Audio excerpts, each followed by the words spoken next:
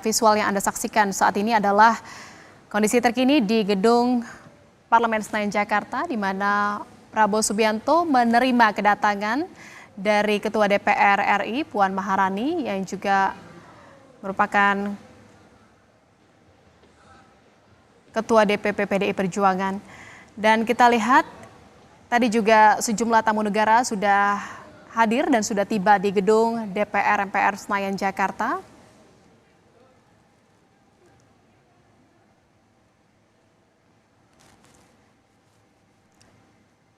Saudara, selain tadi kita lihat bersama ada Prabowo Subianto yang sudah menyambut kedatangan dari tamu negara dan juga tamu-tamu lainnya yang akan menghadiri prosesi pelantikan dan pengambilan sumpah jabatan Presiden dan Wakil Presiden di gedung Parlemen Senayan Jakarta. Kita lihat juga di sisi sebelah kanan layar Anda, ini adalah persiapan di Istana Kepresidenan Jakarta, di mana Presiden Joko Widodo sedang bersiap untuk melakukan perjalanan menuju ke gedung Parlemen Senayan Jakarta.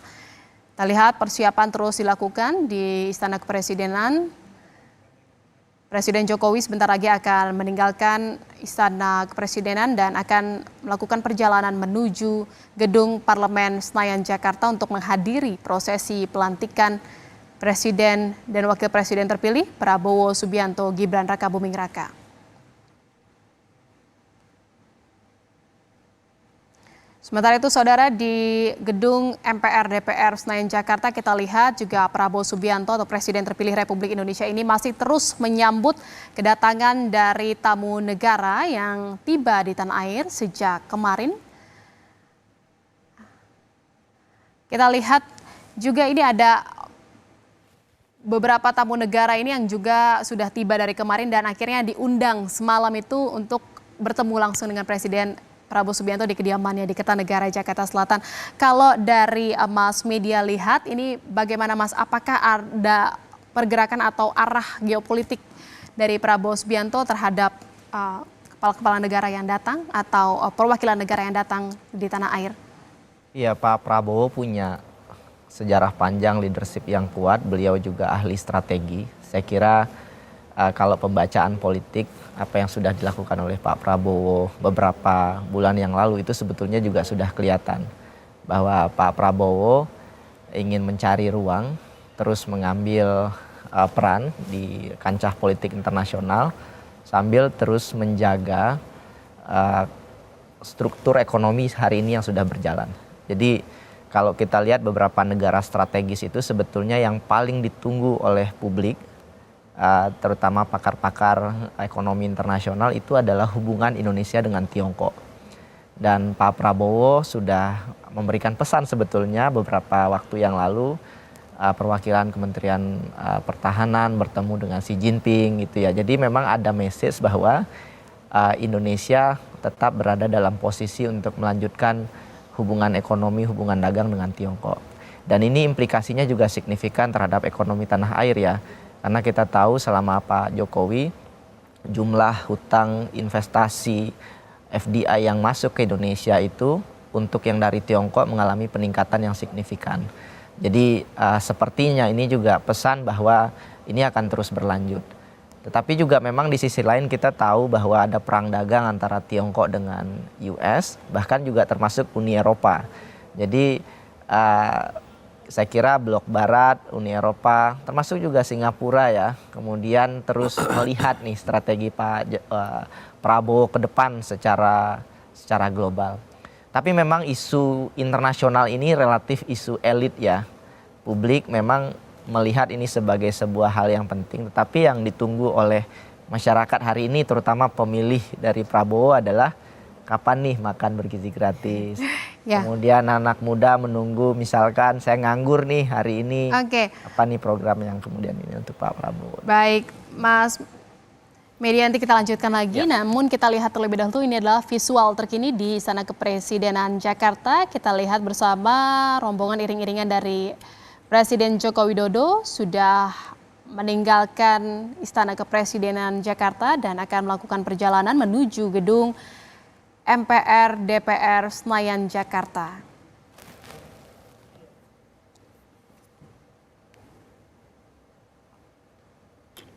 Kita lihat nanti ya juga Presiden Jokowi ini melakukan perjalanannya di sepanjang jalan juga ada warga yang juga tadi menyambut gitu ya, melambaikan tangan dan ingin melihat langsung bagaimana perjalanan dari Presiden Jokowi ini menuju gedung DPR Senayan Jakarta.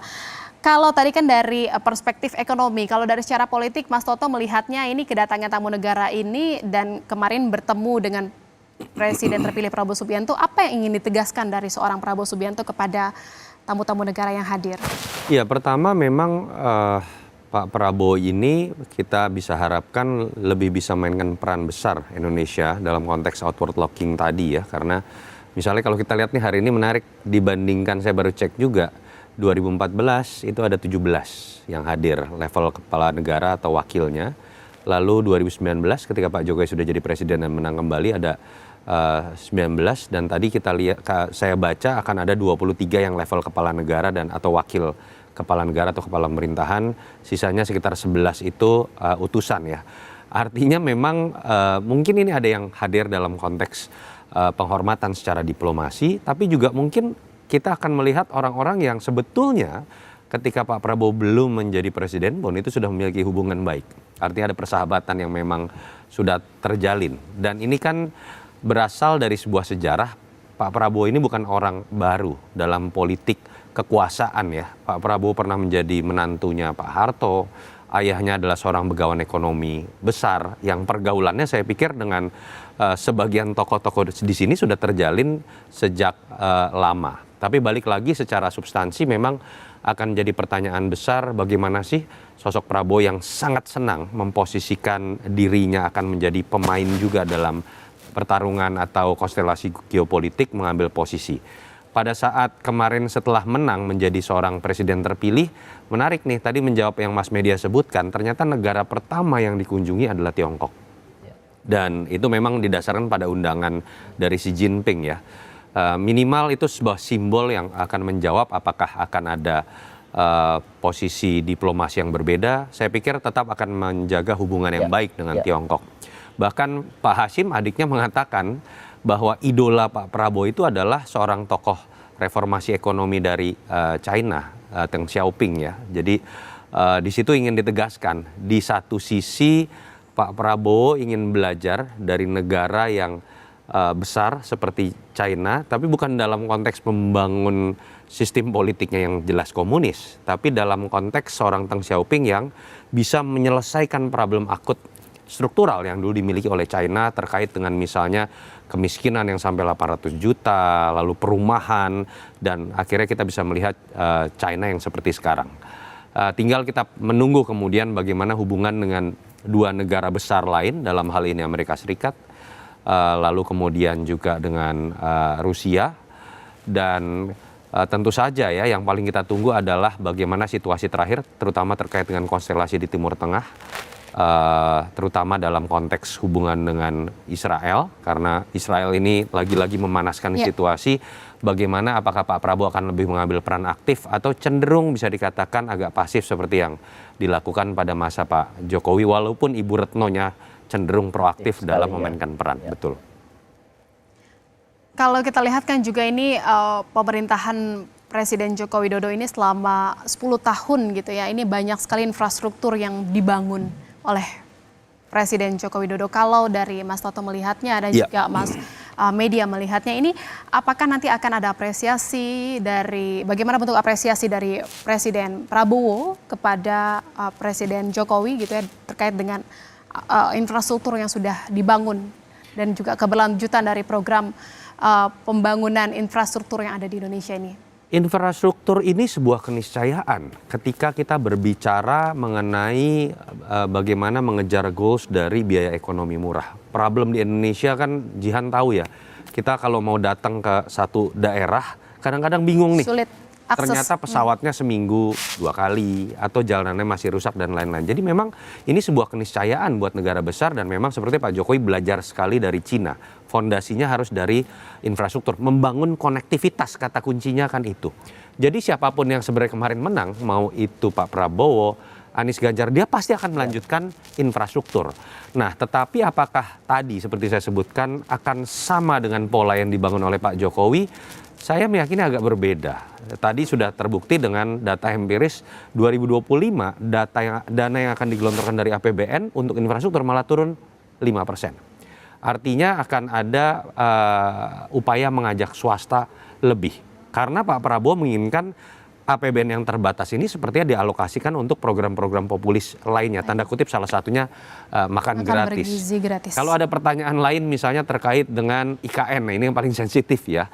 Apakah akan kemudian dilanjutkan? Pasti dilanjutkan juga. Tetapi apakah tergesa-gesa mengejar deadline tertentu? Saya meyakini tidak.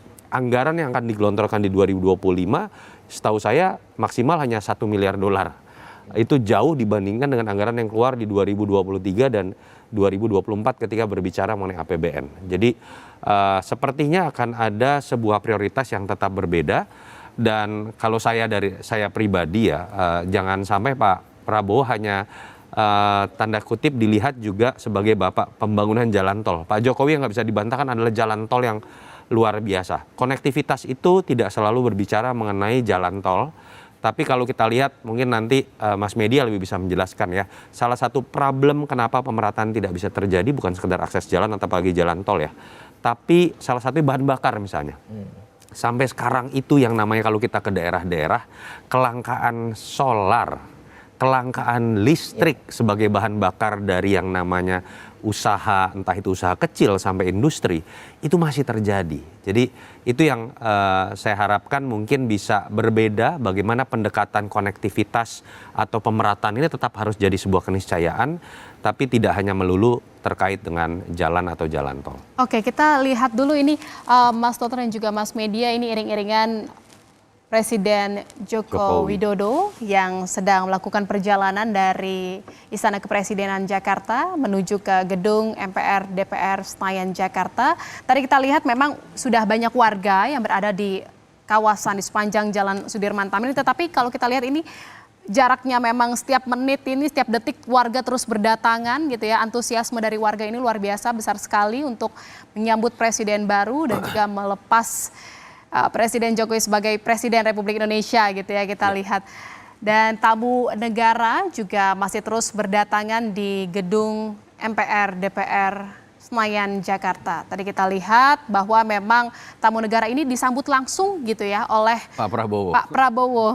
Ini terlihat Pak Prabowo ini sangat santai gitu ya, sebelum pelantikan masih bisa nyambut para tamu negara terlebih dahulu. Dunianya Pak Prabowo sejak dulu. Kalau Pak Jokowi kita tahu awal-awal cenderung tidak mudah beradaptasi ya, karena Pak Jokowi dengan latar belakang yang berbeda memang tidak terbiasa dengan seremoni-seremoni diplomasi. Walaupun belakangan kita lihat acara-acara di Bali yang dibuat tuh mulai menikmati juga gitu, menyambut lalu kemudian cair juga gitu ya. Cair gitu ya. Dan salah satu yang tentu saja tidak bisa dibantah, Pak Prabowo punya kemampuan berbahasa asing yang luar biasa. Bahkan kalau kita dengar bukan hanya bahasa Inggrisnya ya, ketika menerima ucapan selamat dari kepala-kepala negara lain lewat telepon yang suka diposting itu di Instagramnya, Pak Prabowo kadang-kadang memberikan balasan dalam bahasa Perancis, dalam bahasa Jerman, ada yang dalam bahasa Belanda. Salah satu keunggulan yang memang akan memudahkan peran dalam hubungan diplomasi tadi. Ini kita lihat juga memang situasi ruas jalan di kawasan Sudirman Tamrin Jakarta ini diberlakukan rekayasa lalu lintas gitu ya. Ada 45 ruas jalan di ibu kota ini. Di Jakarta ini yang memang sudah dilakukan rekayasa untuk bisa mendukung pelaksanaan dari kegiatan rangkaian pelantikan. Dan nah juga ini kita masih bingung nih, sebenarnya masih ibu kota atau tidak? Saya juga ya, tadi saya revisi makanya, jadi Jakarta saja gitu ya. Oke, ini kita lihat Mas Media sambil kita juga menunggu Pak Presiden Jokowi ini tiba di gedung MPR DPR Senayan Jakarta. Saya mau ke Mas Media terlebih dahulu.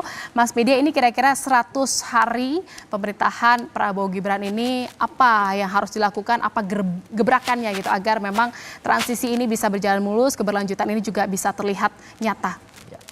Yang pertama yang harus diakselerasi adalah percepatan penguatan tupoksi masing-masing kementerian. Jadi nomenklaturnya itu betul-betul harus clear dan itu harus dilakukan sekarang di awal. Yang kedua saya kira yang paling signifikan adalah yang ditunggu juga oleh publik, yang paling dirasakan saat ini itu kan menurunnya daya beli, dan salah satu implikasinya adalah meningkatnya angka pengangguran. Jadi memang dalam 3 bulan ke depan publik menunggu bagaimana langkah-langkah Pak Prabowo mengatasi pengangguran ini, karena ini perlu immediate action gitu.